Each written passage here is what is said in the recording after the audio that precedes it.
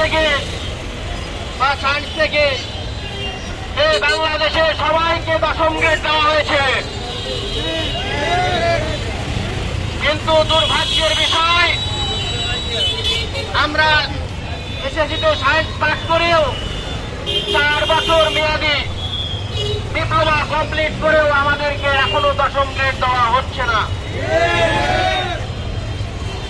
স্বাস্থ্য উপদেষ্টা মহোদয় আমাদেরকে কথা দিয়েছিলেন কোন রকম যেন আমরা কর্মবিরতির দিকে না যাই, উনি থাকাকালীন আমাদের দশম গ্রেড দিয়ে যাবেন। কিন্তু বড় উদ্বেগের বিষয় হচ্ছে এই সরকারের মেয়াদ প্রায় শেষের দিকে চলে আসলো, আমরা তেমন কার্যকর কিছু দেখতে পাইনি। সম্মানিত মেডিকেল টেকনোলজি ভাইরা, এখন আমাদের সামনে বক্তব্য রাখবে আমাদের তরুণ টেকনোলজিস্ট ভাই মোহাম্মদ ফাহিম ফয়সাল। আসসালামু আলাইকুম। সম্মানিত সুধী, আমরা কেন দশম গ্রেডের যোগ্য যদি একটু আপনাদেরকে বলতে চাই, আমি আমার এডুকেশন কোয়ালিফিকেশনের দিকে একটু যদি আসি, অন্যান্য যে ডিপ্লোমাগুলো রয়েছে যেমন ডিপ্লোমা ইঞ্জিনিয়ারিং, ডিপ্লোমা কৃষি, ইত্যাদি যে ডিপ্লোমাধারী শিক্ষার্থীরা রয়েছে তারা যে কোনো ডিপার্টমেন্ট থেকে, হোক সেটা আর্টস হোক সেটা কমার্স, যে কোনো ডিপার্টমেন্ট থেকে যে কোনো জায়গা থেকে এসে তারা ডিপ্লোমা কমপ্লিট করছে। ডিপ্লোমা কমপ্লিট করার পর তারা সরাসরি দশম গ্রেডে যোগদান করতে পারছে, কিন্তু মেডিকেল টেকনোলজিস্টরা তাদেরকে সিলেক্টেড করে দেওয়া হয়েছে। তারা এসএসসি নিয়ে এসএসসি সায়েন্স ব্যাকগ্রাউন্ডে এসএসসি পাস করার পর তাদেরকে সিলেক্টেড করে দেওয়া হয়েছে বায়োলজিতে তাদেরকে সিপিএস 4 থাকতে হবে এবং তারা একটি ভর্তিযোগ্য পরীক্ষার মধ্য দিয়ে সরাসরি ইংলিশ মিডিয়ামে মেডিকেল সাবজেক্ট 4 বছর কমপ্লিট করার পর 6 মাস ইন্টারি করার পরেও তারা এখন পর্যন্ত দশম গ্রেডে আসতে পারছে না। তাহলে আমাদের সাথে কি বৈষম্য হচ্ছে না? যে কোনো ডিপার্টমেন্ট থেকে এসে সরাসরি 4 বছর ডিপ্লোমা করে দশম গ্রেড করার পরেও আমরা সায়েন্সের ব্যাকগ্রাউন্ড থেকে এসে 4 বছর ইংলিশ মিডিয়ামে মেডিকেল সাবজেক্ট করার পরেও কেন এখন পর্যন্ত আমরা দশম গ্রেড পাচ্ছি না? এবার আসি আমাদের মেডিকেল সেক্টরের দিকে, আমরা কতটুকু গুরুত্বপূর্ণ আপনাদের একটু বলতে চাই। আপনি যখন আপনার রোগ নিয়ে কোনো চিকিৎসকের কাছে যান, প্রথমে সেই চিকিৎসক আপনার সুস্পষ্টভাবে কখনোই প্রেসক্রাইব করতে পারে না উইদাউট কোনো টেস্ট, উইদাউট কোনো পরীক্ষা নিরীক্ষা ছাড়া। তখন সেই পরীক্ষাগুলো দেওয়া হয়, সেই পরীক্ষাগুলো কোনো ডাক্তার করে থাকেন না, সেই পরীক্ষাগুলো কোনো নার্স করে থাকেন না। সেই পরীক্ষাগুলো কারা করে থাকেন? সেই পরীক্ষাগুলো করে থাকেন মেডিকেল টেকনোলজিস্টরা। সেই পরীক্ষাগুলো কি হতে পারে? সেই পরীক্ষাগুলো হতে পারে রেডিওলজি, হতে পারে ল্যাবরেটরি মেডিসিন, হতে পারে। রেডিওলজিতে কি কি পরীক্ষা হতে পারে? আমরা করে থাকি এক্স-রে করে থাকি, আমরা করে থাকি সিটি স্ক্যান, আমরা করে থাকি এমআরআই, আমরা করে থাকি বিএমডি আরো ইত্যাদি। এছাড়াও আরো আধুনিক প্রযুক্তির মধ্যে আমরা ক্যাশ ল্যাব করে থাকি। এছাড়াও ইত্যাদি যে রেডিওলজির পরীক্ষাগুলো থাকি, ডিফারেন্ট মেডিসিন সহ ঝুঁকিপূর্ণ কাজ করে থাকি এই আমরা মেডিকেল টেকনোলজি রেডিওলজিরা।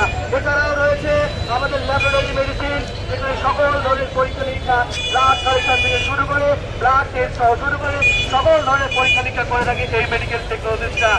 এই রিপোর্টের উপরে ভিত্তি করে একজন ডক্টর তারপরে রোগীর চিকিৎসা দিয়ে থাকেন, তারপরে রোগীর সঠিক রোগ নির্ণয় করে থাকেন এবং এই রোগের উপর ভিত্তি করে, এই রিপোর্টের উপরে ভিত্তি করে একজন রোগী সুস্থ হয়ে ওঠে। তার পরবর্তীতে যায় একজন নার্সের কাছে। তাহলে একজন রোগী প্রথমত আসে কার কাছে? আসে প্রথমে ডাক্তারের কাছে, তারপরে যায় কার কাছে? মেডিকেল টেকনোলজিস্টের কাছে। সেই মেডিকেল টেকনোলজিস্টের রিপোর্টের উপরে ভিত্তি করে তারপরে আবার ডক্টরের কাছে প্রেসক্রাইব করছে, তারপরে যে নার্সের কাছে। অপরদিকে নার্স কি করছে? আমরা তাদের সাথে বিপক্ষে যাচ্ছি না। দেখেন, ওরাও ডিপ্লোমা কমপ্লিট করছে, সরাসরি দশম গ্রেডে পাচ্ছে, ওরা যে কোনো ব্যাকগ্রাউন্ড থেকে আসছে। আমরা সায়েন্স ব্যাকগ্রাউন্ড থেকে আসার পরেও এখন পর্যন্ত আমরা পিছিয়ে রয়েছি। তারা গ্র্যাজুয়েশন কমপ্লিট করছে, তাদেরকে সরাসরি নবম গ্রেডে দিচ্ছে। ওই আমরা এখন পর্যন্ত গ্র্যাজুয়েশন রয়েছে, আমাদের জন্য একটা পোস্ট ক্রিয়েট করা হচ্ছে না। কেন করা হচ্ছে না? তাহলে কেন আমাদের সাথে বৈষম্য করা হচ্ছে? আমরা জানি যে একজন ডক্টরের বিপরীতে 5 জন মেডিকেল টেকনোলজিস্ট, বেশি করে দেওয়া হয়েছে। বাংলাদেশে যে বর্তমানে প্রায় 40 থেকে 50,000 ডাক্তারের বিপরীতে যেখানে প্রায় 2 থেকে 2.5 লক্ষ টেকনোলজির প্রয়োজন, সেখানে মাত্র একটু ধরবেন, আমি একটু ধরবেন, আমি একটু যাই, সোজা ধরেন, আমি একটু যাই, আমি আসতেছি। লাইভ চলে হচ্ছে না কেন? এই বাংলাদেশের জনগণের অর্থায়নে তাদের ট্যাক্সের টাকা দিয়ে আমরা আমাদের ডিপ্লোমা কমপ্লিট করেছি, তাদের ট্যাক্সের টাকা দিয়ে আমরা পড়াশোনা করেছি। জনগণ কি আমাদের থেকে এই সুবিধাগুলো প্রাপ্য নয়? তাহলে কেন জনগণের সাথে বৈষম্য করা হচ্ছে? আপনি একটা ছোট্ট উদাহরণ দিয়ে যদি বলতে চাই যে আমাদের এই সরকারি সেক্টরগুলোর যে সকল মেশিনগুলো রয়েছে তারা প্রচন্ড উন্নত মানের মেশিন। একটা ছোট্ট উদাহরণকে যদি বলতে চাই, একটা ইউনিটে একটা সরকারি হসপিটালে হয়তো বা সর্বোচ্চ ভালো মানের মেশিন দিয়ে হয়তো 20 থেকে 30 টাকাতে করা সম্ভব, কিন্তু প্রাইভেট সেক্টরগুলোতে সেই করেছে কেন 300 থেকে 400 টাকা দিয়ে করতে হবে? এখানে কি জনগণ বৈষম্য হচ্ছে না? জনগণ ক্ষতিগ্রস্ত হচ্ছে না? বাংলাদেশে আমাদের এত নড়বড়া করে রাখা হয়েছে, এই নড়বড়া থেকে আমরা আমাদের যে অধিকারগুলো রয়েছে সেগুলো বুঝিয়ে দিতে চাই। আমরা সর্বশেষ সেটাই বলতে চাই, এটা আমাদের কোনো অধিকার নয়, এটা আমাদের প্রাপ্য। আমাদের সাথে আসুন, আমাদের সাথে বসুন, আপনার কি ক্রাইটেরিয়া রয়েছে যে স্বাস্থ্য উপদেষ্টা আপনার কি